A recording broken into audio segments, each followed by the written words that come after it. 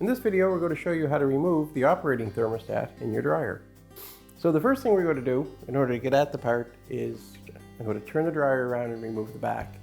On this particular model, the part is located in the back. It may be in a little different spot on your dryer, but on this one, for example, we'll be doing it all from the back.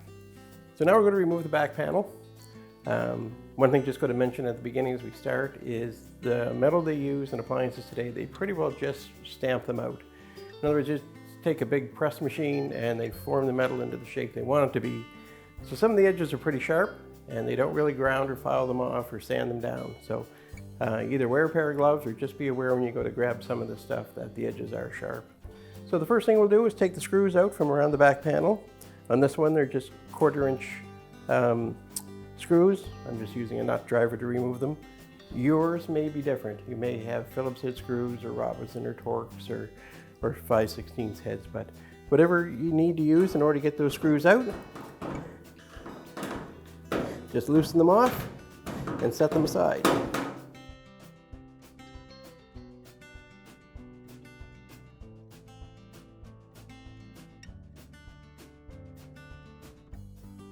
So now we'll just remove the back and set it to one side.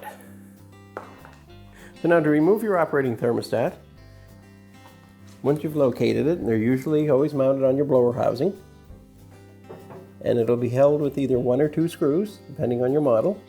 Now in some dryers, the blower housing is in the front, on this one it's on the back, but either way, wherever your blower housing is located, you're going to find that thermostat attached to it. So we're just going to take, in this case, a 1/4 inch nut driver to remove that one screw. On your model, it may be a different style of screw, maybe a Robertson or a Phillips or a 5/16, but with that removed, we can now just wiggle the thermostat out and we have it in our hand. Now, operating thermostats can have anywhere from 2 to 4 to 3 wires on them. In this particular case, we have 4. There's 2 heavy wires that are on either end, and there's 2 light wires that are in the center. So we're just going to pull those off and just wiggle those right off.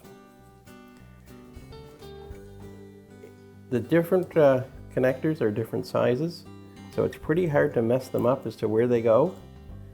If you're concerned that you might, you can always just take a picture of it with your smartphone so you know what it's going to look like when the time comes to reinstall a thermostat. So now that you have it removed, you can see just how easy it is to do.